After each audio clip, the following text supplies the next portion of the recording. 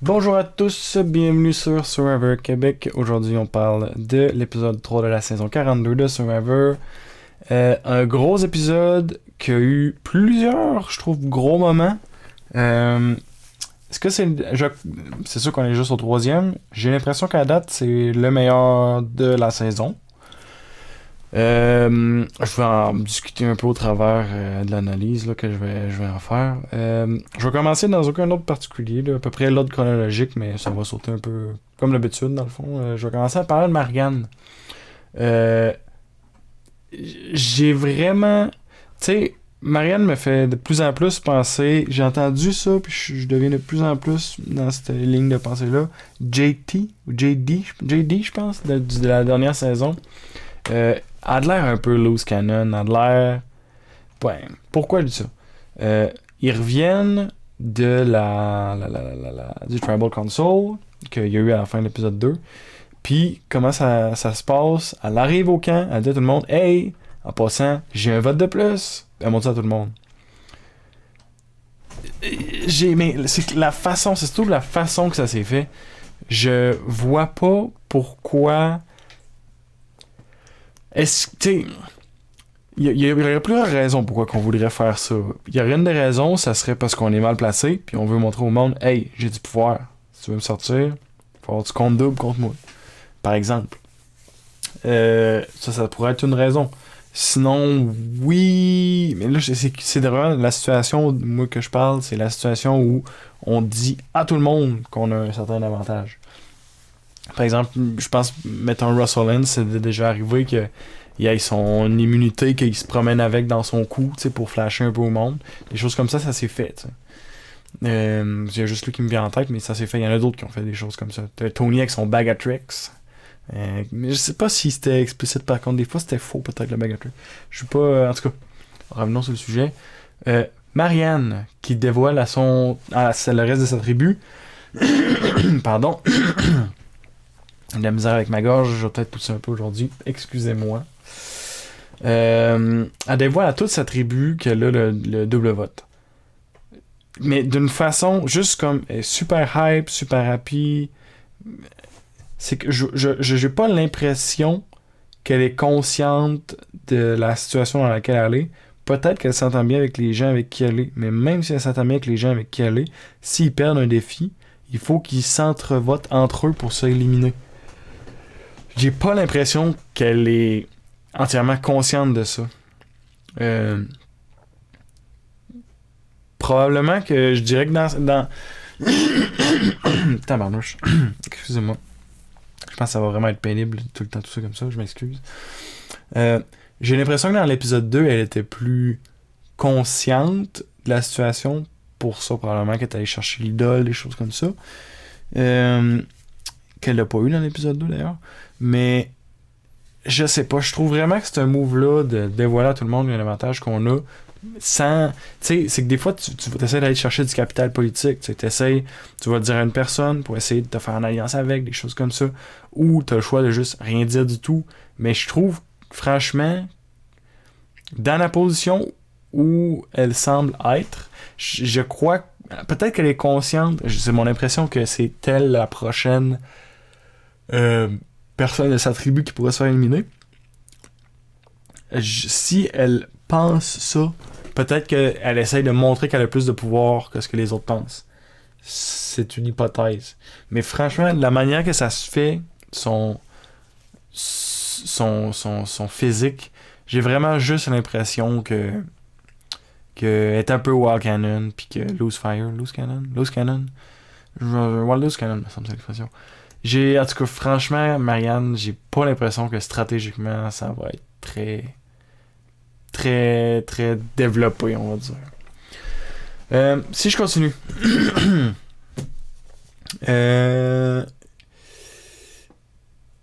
Ouais, ok, je suis désolé, c'est parce que je lis mes notes. Ouais. Après ça, je vais continuer sur Marianne encore un peu. Elle trouve c'est bizarre, je comprends pas bien la tribu des jaunes. Ils jouent comme en équipe, mais je sais pas à quel point est-ce que tout se dirait en équipe. Parce que là, ils se sont comme dit à plusieurs, ok, on va chercher l'idole. Puis là, tout le monde est allé pour chercher l'idole. Puis je comprends. Il semble avoir une genre de relation vraiment. Tout le monde s'entend, puis personne veut que personne s'en aille. Ça va, mais ouvertement chercher l'idole, d'accord, mais ouvertement le dévoiler. Tu sais, moi, je pense, mettons, à Boston Rob dans la saison 40, que il y avait la scène des pièces, puis là, rapidement, il a trouvé plein de pièces, puis après ça, il continue de chercher comme tout le monde, puis là, il interroge le monde. Hey, là, t'as des pièces, si t'aurais des pièces, tu me dirais, non, non, non. Puis c'était quasiment lui qui les avait toutes. Pourquoi je compare ça à ça? Parce que si je me souviens là, je pourrais me tromper, mais il me semble que Marianne, elle l'a dévoilé à tout le monde quand elle a trouvé l'idole. Tu sais, première personne, c'était qui? C'était avec... était avec... Pas Zach. Omar, elle était avec Omar. Elle le montre à Omar. Quand ils reviennent... Mais j'avoue que dans la situation... C'est que dans la situation qu'elle était, dans le fond, c'était juste impossible de pas le montrer à tout le monde. Je trouve ça étrange comme façon de jouer. Qu'on a une tribu entière, que tout le monde se partage les avantages qu'ils ont, etc. Si je me trompe pas, t'as Lindsay qui a aussi un avantage. Me semble qu'elle avait eu un avantage, désolé, j'ai vraiment... me semble qu'elle avait eu un avantage de... au premier épisode, premier défi, là, quand il fallait qu'il se couvre de boue, puis de sang, puis tout ça, puis ces niaiseries-là. Je me souviens pas exactement quel est l'avantage. Me semble que c'est un amulette, je me souviens pas ce que l'amulette a fait. Parce que, si je me souviens bien, comme au premier épisode, je disais probablement trop compliqué pour un jeu qui devrait être resté tenu simple. Ouais, fait que Lindsay, tu vois, je pense pas qu'elle est allée dévoiler tout ça. Je pense que Marianne... J'ai quelque chose avec Marianne que je trouve qu'elle joue mal. J'ai l'impression qu'elle dit trop puis que ça va définitivement jouer contre elle parce que si elle est trop transparente, ça...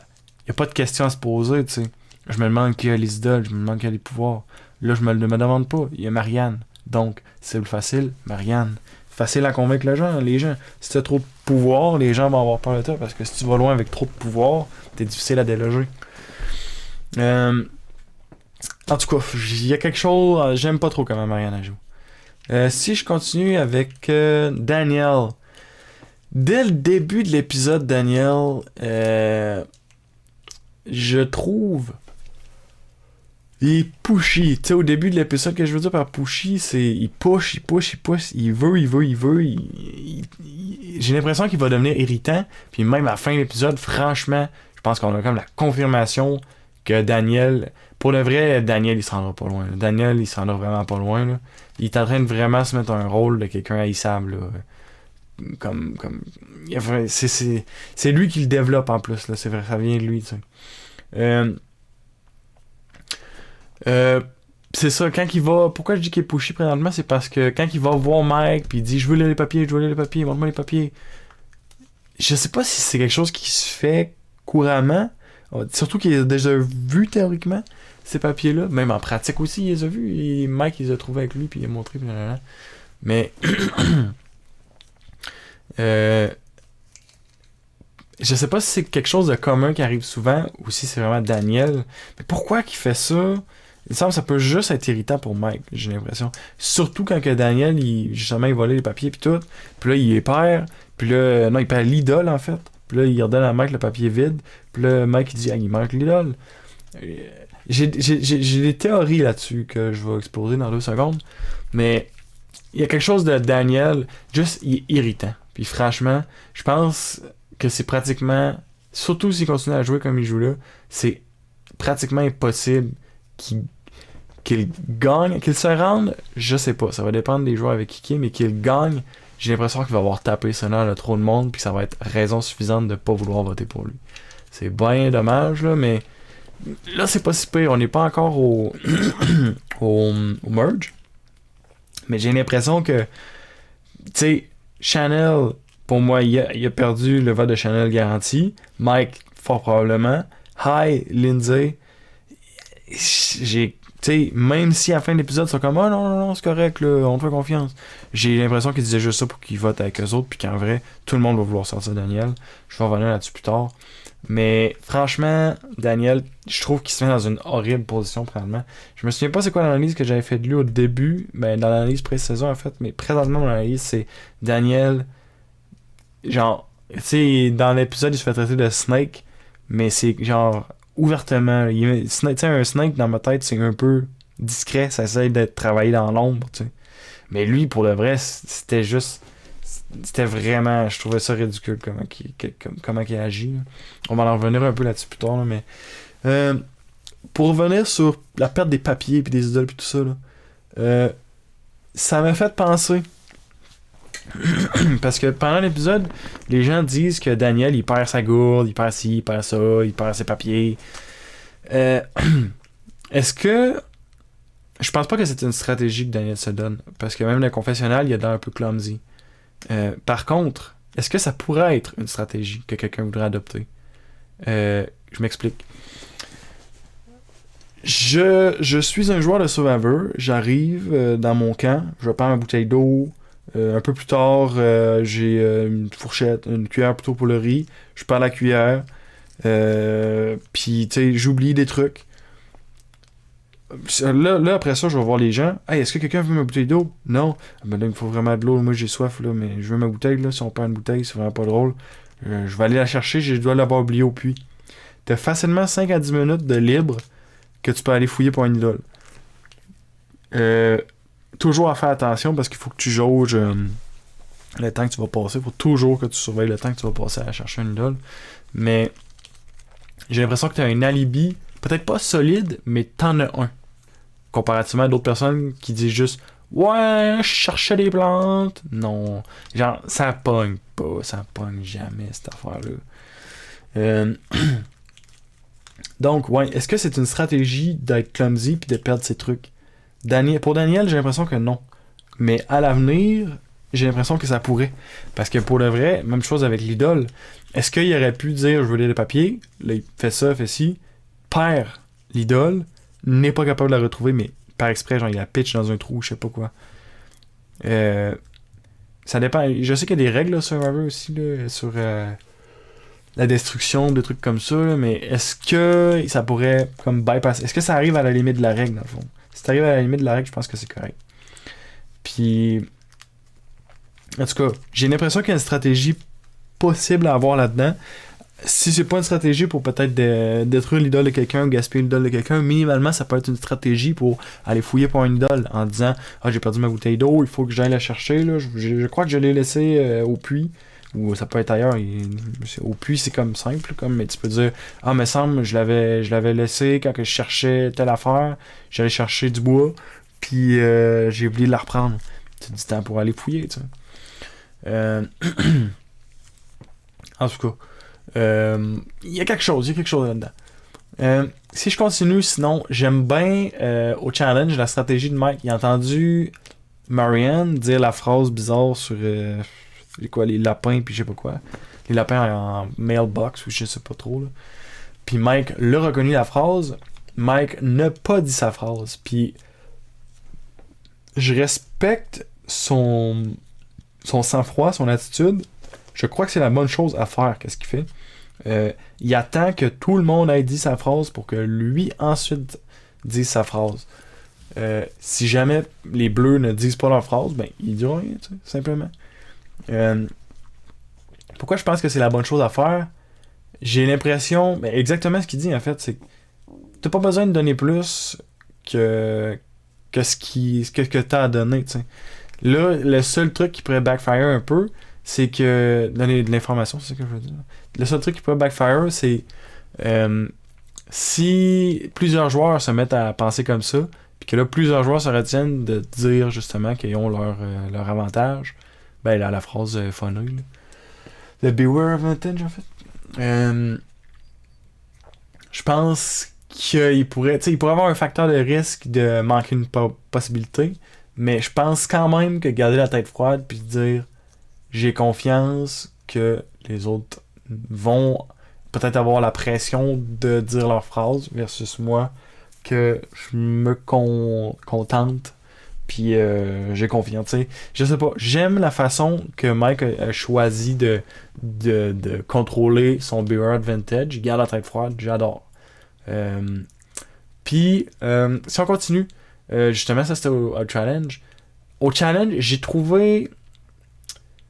Tu sais, il y a certains challenges qui sont inégales dans Survivor. J'ai trouvé particulièrement cet épisode-ci. Je comprends la situation et tout. Jonathan, c'est un joueur, je sais pas sa taille exacte, je sais pas la taille des autres, mais Jonathan a l'air d'un joueur qui est beaucoup plus grand que, en tout cas, dans sa tribu, c'est lui le plus grand définitivement. Il a quasiment une tête de plus que tout le monde. Le truc avec ce défi-là, c'est que je pense qu'il y avait un avantage net par rapport aux autres. La force physique à pas avoir là-dedans. La force physique, je pense, ça peut être un avantage, oui, mais je pense que c'est travaillé, tu sais. C'est un facteur sur lequel il y a une influence. Tous les joueurs, à partir du moment, ça fait un an peut-être que ce cast-là, ils savent qu'ils vont faire Survivor, un truc comme ça. Un an, je veux dire, ça a été tourné il y a un an, mais en tout cas, ça faisait un bout qu'ils savaient qu'ils allaient faire Survivor, en tout cas. Il y avait du temps s'ils voulaient s'entraîner, s'ils voulaient se piper, tout ça. C'est une chose. C'est un facteur sur lequel ils peuvent influencer. En revanche, la grandeur physique, t'as pas vraiment grand chose que tu peux faire pour ça, là. Puis c'est un avantage considérable, j'ai l'impression, dans cet épisode-ci. Parce que, je veux dire, on l'a vu, là, il a quasiment tout fait tout seul. Puis même Jeff, il a dit, c'est la première fois que je vois quelqu'un performer aussi fort tout seul dans un challenge d'équipe. Il a quasiment tout fait, là. T'sais, c'est lui qui a fait le dernier morceau, c'est lui qui a amené l'échelle, c'est lui qui a amené le monde avec lui. Il a tout fait, là, pour de vrai. En tout cas, c'est excellent pour Jonathan. En revanche, Target sur le back, mais je comprends, tu sais, je veux dire, tu veux, tu sais, mettons la dernière section du défi, être à sa place, j'aurais laissé quelqu'un d'autre finir. Oui, il est capable, mais le target que ça te met, là, j'aurais laissé quelqu'un d'autre parce qu'il y avait un avantage qui avait pas de bon sens. Les autres étaient même pas capables de pogner leur clé avec leur échelle, tu sais. Attends peut-être, admettons que quelqu'un pogne sa clé, ok, dis-toi, hey, je veux essayer. Mais sinon, laisse quelqu'un d'autre finir, genre, en tout cas, je trouve que Jonathan, c'est risqué. Il a l'air très très fort, le challenge physique. Mais je trouve que c'est risqué parce que les autres vont le remarquer. Puis surtout quand Jeff, il dit, hey, fais attention, là. Ça, Jeff, il a simplement dit ce qui était évident, ça va. Mais, tu sais, en tout cas, c'est qu'il y a quelque chose avec un commentaire comme ça qui peut donner plus de prestance à un joueur puis lui mettre une target sur le back. Mais je pense que la target était déjà mis parce qu'il a trop bien performé. Dans tous les cas, je pense que pour la suite de son temps dans sa tribu, ça le sécurise peut-être entre guillemets. Je sais dans le preview du prochain épisode, il y avait l'air d'avoir des frictions avec Jonathan puis Marianne, je pense. Mais malgré tout, je veux dire, entre Jonathan et Marianne, les joueurs vont choisir Jonathan, pas mal sûr. Omar va choisir Jonathan, Lindsay va choisir Jonathan, ils sont 4. Fait que, moi, que je me trompe, ils sont 4. Fait que, franchement, les chances que ce soit Jonathan versus Marianne, puis que Jonathan perde, très mince. À moins qu'il fasse vraiment de quoi de majeur, mais ça me surprendrait. Ouais. En tout cas, c'est ça. Si je continue, je crois que Jeff l'a dit, mais il faudrait vérifier parce que des fois il dit des trucs puis c'est pas tout à fait vrai, là. Le challenge, ils ont comme coupé la première partie d'aller chercher une clé avec une échelle dans l'eau, là, parce que c'était trop dur à cause des vagues et tout ça, puis les deux équipes qui restaient étaient pas capables de le faire. Je comprends la situation. C'est exact comme situation. C'était probablement à cause de la température. C'était probablement extrêmement difficile à réussir, considérant aussi leur physique, là, c'est sûr, parce que tu regardes Jonathan, puis c'est quasiment lui. En fait, c'est lui tout seul qui tenait l'échelle carrément. Fait il y a quelque chose encore là, on parle encore d'avantage. Probablement que Jonathan, il doit avoir quasiment une tête de plus que les autres tribus aussi, il n'y a pas juste sa tribu. En tout cas, j'ai fait le tour là-dessus, je ne reviendrai pas, mais mon questionnement là-dessus. Si les équipes méritent d'avoir un avantage, c'est-à-dire celui que c'est de sauver des forces en skippant une partie d'un challenge, qui s'est jamais fait dans Survivor, je crois en tout cas que ça s'est jamais fait, que la production intervienne pour rendre le challenge plus simple. Si ça arrive, est-ce que les jaunes, qu'eux ont été capables de faire 100% du challenge, ne mériteraient pas d'avoir une récompense supplémentaire? Il me semble que c'est... En tout cas, je m'explique. Il me semble que si eux ont le droit à quelque chose, que les droits jaunes n'ont pas eu le droit, c'est injuste. Je considère que les jaunes auraient pu, par exemple, avoir... Parce que là, ils sont partis avec juste du fishing gear, puis on laissé des fruits. Je considère qu'ils auraient pu, par exemple... Since, tu sais, Jeff, il dit, since you... je sais pas comment il dirait ça, mais il dirait une belle petite phrase. Tu sais, vu que vous avez réussi la partie que les autres n'ont pas réussi, puis qu'on on a retiré cette partie-là aux autres, ben, vous gagnez en prime de votre fishing gear, ou s'il aurait pris les fruits en prime des fruits, une certaine partie du fishing gear. Ou, pour le fishing gear, vous gagnez la moitié des fruits, admettons. Je pense que ça serait pas exagéré, mais je comprends la situation. Là. C'était vraiment une situation unique, c'est dur de prendre des décisions des fois sur le coup. Mais, en tout cas, j'ai quelque chose qui me tanne. Tu peux pas rendre la chose plus facile pour certains, et puis ne pas le faire pour d'autres. Quand t'es la production. Tu sais, le Flint, mettons, c'est pas tout à fait ça. Le Flint, c'est qu'il faut que tu performes, sinon tu vas perdre ça. Mais tout le monde est au courant, fait que performer la gang. Versus là, j'ai vraiment pas trouvé ça correct. Peut-être que le défi a été super long, ça serait vraiment tué à la tâche, je sais pas. Mais, regarde, j'ai l'impression qu'il y a quelque chose d'injuste là-dedans. Je vais passer au point suivant, le Risk Protect Vote. C'était Omar et... C'était qui? C'était Chanel. Omar et Chanel. Ils ont tous les deux Risk leur vote. Puis ça va amener à, honnêtement, à l'aide de la saison. Pas mal sûr. C'était vraiment gros. Puis, je vais en revenir un peu là-dessus. Là. Mais ça crée... Je suis pas fan, je dis toujours, il y en a beaucoup qui le disent, les avantages sans arrêt, là, qui n'arrêtent pas d'avoir de plus. Cependant, la façon que ça a été joué là, c'était pas mal, parce que vu que les jaunes, non pas les jaunes, les verts avaient perdu, donc Chanel avait perdu, ça rajoute un petit quelque chose, je trouve,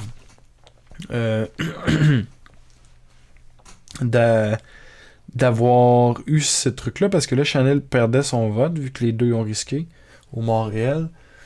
Puis ça a amené à une soirée de Tribal Council beaucoup plus intense. Je vais en revenir là-dessus tantôt. Mais... Regarde, faut donner à César ce qui appartient à César. Je suis pas fan des avantages, mais pour cet épisode-ci, je crois que le Risk Protect Vote a donné une situation intéressante. Est-ce que cette situation-là aurait pu arriver sans que la production s'en mêle? Oui. Avec encore un tie vote similaire dans le fond. Le problème que j'ai donc encore avec les avantages, c'est que ça crée des choses que les joueurs auraient pu créer eux-mêmes. Si on regarde les votes qui auraient pu jouer, admettons qu'il n'y a pas de Brewer Advantage, admettons qu'il n'y aurait pas le Risk Protect Vote, chez Wheel Island, je pense que ça s'appelle, on aurait Chanel, Mike, Jenny, qui aurait voté contre Lindsay, et Daniel aussi. Non, il n'y en aurait pas eu de taille dans cette situation-là. Il y aurait vraiment eu une élimination de Lindsay. Parce que techniquement, Daniel aurait été avec le point de 4, de 3 plutôt. Fait qu'il aurait été 4 total. Et puis, ça aurait été High et Lindsay qui aurait mangé le coup. Et puis Lindsay qui serait parti. Ouais. En tout cas, ça. Aujourd'hui, pour cet épisode-ci, l'avantage a donné quelque chose d'intéressant. Chapeau. C'est ça qu'on veut. Pour une fois, c'était bien. J'ai de la misère à dire que c'est... En tout cas, j'allais tout le temps sur le cœur quand c'était l'avantage, mais bon, faut y aller avec. Sinon, on va passer à la finale. Ça, c'est le gros moment à date, là. La finale, comment ça se passe? Mike peut pas voter, Chanel peut pas voter. On a Jenny, Lindsay qui sont en danger. Donc ils se votent l'une contre l'autre. Il reste Daniel et Hai. Donc les deux seules personnes qui vont voter, Daniel et Hai, split le vote. On a un split, on a un revote, un autre split. Et puis là, ils ont essayé d'avoir un consensus. C'est là que le double split, ça a créé... puis là, Hai, il voit, mais comment ça, il y a juste 2 votes? On est 4 à voter. Il y a juste 2 votes qui sont sortis. Puis là, il dit à Jeff, sont où les votes? Puis là, Jeff explique, c'est une situation très exceptionnelle. La seule façon qu'on peut régler ça, il va falloir qu'on comprenne qu'est-ce qui se passe. Qui ici n'a pas voté? Puis là, on a Mike Chanel lève la main. Puis là, après ça, ils disent, vous pourrez pas choisir qui va être éliminé, mais vous allez pouvoir influencer Daniel et Hai. Puis là, à ce moment-là, parce que là, déjà là, pour le reste, j'étais déjà sur le bout de ma chaise, là. Double égalité, moi, dans ma tête, le Draw Rocks, il s'en vient, là. Ça devient une possibilité. On a Daniel, là, ça devient encore plus épicé, là, après ça, qu'est-ce qui se passe là. On a Daniel qui commence à mentir au coton, comme quoi il... Ça c'était ridicule. Tantôt, je disais que Daniel détruit son jeu. Je pense qu'il a complètement détruit son jeu. Personne ne va y faire confiance dans le tribu, là, pour le vrai. Là. Ça avait aucun sens. Je comprends son point qu'il voulait pas Draw Rocks. Il aurait dû juste en rester là. Puis dire, hey, je suis désolé, mais je sais pas, il aurait pu dire des trucs. Mais là, c'est qu'il essaye de mettre la faute sur Chanel. Il se met Mike à dos, il se met Chanel à dos. Hai, il fera pas confiance. Lindsay, il fera pas confiance. Jenny, elle s'est fait kick-out. Pour le vrai, tant qu'à moi, Daniel, c'était la pire affaire qu'il pouvait faire. Puis la façon qu'il l'a fait, tu sais, il dit Chanel peut pas voter, fait que là, ben moi, je vais juste. Moi, je faisais ça pour elle, là, je votais pour elle. Ridicule, pour le vrai. Absolument ridicule. Je suis sûr que personne n'a acheté ça. C'est absolument ridicule. Déjà, ça, c'est ridicule. Puis ensuite, quand que Chanel est comme là, mais c'est pas vrai, mais c'est ridicule, nanana, puis il explique, puis tu sais, tu le vois, là, dans une façon, c'était, puis là, elle le traite de Snake, puis tu sais, pour de vrai, là, absolument ridicule comment Daniel, il a joué ça, là. Aucune chance qu'ils s'en sortent de ça, là, à moins qu'ils soient vraiment avec du monde qui ont aucun social awareness, qui sont absolument pas capables de voir qu'est-ce qui se passe, là, mais c'est comme tellement flagrant qu'il était un petit crosseur, là. À ce moment-là, je sais peut-être j'ai peut-être des mots un peu raides à son égard. Ok. Mais c'est ça qu'il y en est, je veux dire, c'est ça qui est transparu dans l'épisode. Dans la vraie vie, je le connais pas. Je suis certain qu'il est une personne correcte. Mais dans cet épisode-ci, qu'est-ce qui a transparu? C'est qu'il a vraiment joué comme un Snake. C'est un jeu. Dans le jeu, il a joué comme un Snake. Je veux dire, moi tout, là, quand je joue au loup-garou, ben des fois, je vais vraiment jouer en Snake. C'est ça qu'il faut, c'est ça qu'il faut. J'ai trouvé que la façon qu'il a fait ça, il s'est vraiment juste mis tout le monde à dos. Très mauvais pour sa game sociale. Non, franchement, Daniel, vraiment mauvais move. Ça fait de la vraiment bonne télé, par exemple. De voir ça aller, là, c'est comme tu crées un vilain. Là, c'est pas un méga vilain, c'est plus un petit crosseur. Mais, en tout cas, ça fait de la bonne télé. Franchement, je trouve que à l'aide de la saison, définitivement. Meilleur épisode de la saison, probablement à date. Puis tout ça, on l'oubliera pas, c'est à cause des avantages qu'on a ajoutés. Je le répète parce que c'est rare que je dis « Ah, nice les avantages ». Mais là, aujourd'hui, je pense qu'on a un exemple des avantages qui ont fait quelque chose d'intéressant dans le jeu. Ça a été dans un sens forcé par la production parce que c'est des avantages. Mais reste que on a quand même quelque chose qui a été intéressant. Si je continue, Hai, lui, j'ai vraiment aimé. Il dit il est prêt à draw rocks, il est prêt à aller au rush, à aller au hasard pour sauver Lydia. Boom, solide, fort. Je pense qu'avec ce qu'il a fait là, ce qu'il a dit là, il vient de se sécuriser une alliée pour le temps que les deux vont être là. Tu sais, quelqu'un qui est prêt à draw rocks pour toi, là. c'est quelqu'un que tu peux faire confiance à, je crois. Il est prêt à mettre son jeu en péril pour que le tien soit sauf. Tu comprends? En tout cas, franchement, High, je pense que solidifier son alliance avec Lydia, le problème, c'est que ils ont peut-être pas les nombres. Dans un sens, oui et non. Là, la situation, c'est qu'ils sont au courant que Mike et Chanel n'ont pas voté. Il va y avoir bien des interrogations qui vont se faire dans le prochain épisode. J'en suis certain. J'espère qu'ils vont les montrer. S'ils apprennent que Mike peut pas voter du tout tant qu'il n'y a pas l'autre idole qui est sorti, le B1 Advantage plutôt, ils ont du pouvoir. S'ils apprennent tous les détails puis que la tribu des Bleus, des Bleus, c'est ça, trouve l'avantage chez Tori, en fait, qu'ils ont montré techniquement dans le preview du premier épisode. Ça, j'ai toujours pas compris, mais je pense pas que ça va être Tori. Je pense que c'est juste qu'elle lisait le papier, mais je pense pas que ça va être elle qui va le trouver. En tout cas, si Mike réussit à sortir de ça, il retrouve son vote. Chanel va retrouver son vote au prochain vote aussi. Au prochain Tribal Council plutôt. Donc là, on redeviendra à des forces égales. Tout le monde a son vote. Même Mike a une immunité, un idole. Il y a des choses qui vont se bouger. En revanche, si Mike trouve pas son idole, là, on vire à Daniel le Snake qui, franchement, je vois pas où est-ce qu'il va s'en aller avec ça. Parce que moi, franchement, Daniel, jamais que je ferais confiance. Jamais.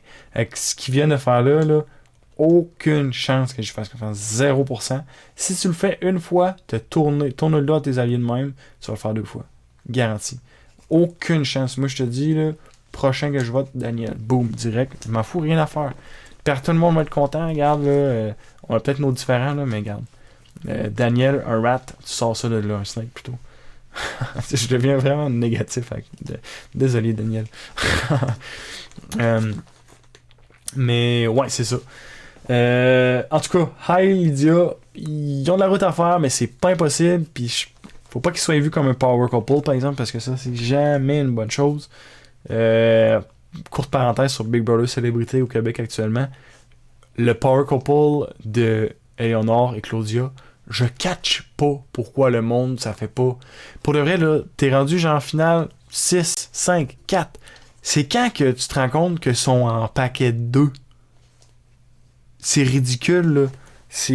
En tout cas, franchement, vraiment, pétez-moi ça, ce duo-là. Là. C'est vraiment... Là, je suis en train de sortir, je parle un peu de Survivor. Je retourne à Survivor, désolé. Prochain épisode. Suivant ce que justement il vient de se passer, je pense que dans la tribu des Verts, on va avoir quelque chose de vraiment lourd. Peut-être pas en émotion, mais en stratégie. Peut-être en émotion aussi. Ça va brasser. Prochain épisode dans la tribu des Verts, ça va brasser. Daniel, il va se faire secouer la cage en masse. Sinon, là, t'as Mike, Chanel, que les autres, ils vont avoir des choses à s'expliquer, là, pourquoi ils votent pas. Là. Il y a vraiment des choses qui vont se brasser dans la tribu des Verts. Jaune, il a montré un preview comme quoi Jonathan, il chicanait, je pense, avec Marianne. Ça me stresse pas trop, là. Ils font de l'atelier, là. Puis je pense même pas qu'on a vu les Bleus, ça me dit rien pantoute. Peut-être bien que ça va être le prochain épisode que les Bleus vont trouver le BO Advantage. À voir, je sais pas du tout, on va voir. Mais sinon, ça fait pas mal le tour pour ce que j'avais à dire pour cet épisode-ci. Je suis déjà à un bon 33 minutes, ça va faire assez, je pense. Donc, merci beaucoup d'avoir écouté, et puis on se revoit la semaine prochaine pour la critique, plutôt l'analyse de l'épisode 4 la semaine prochaine de la saison 42 de Survivor. Merci beaucoup et salut!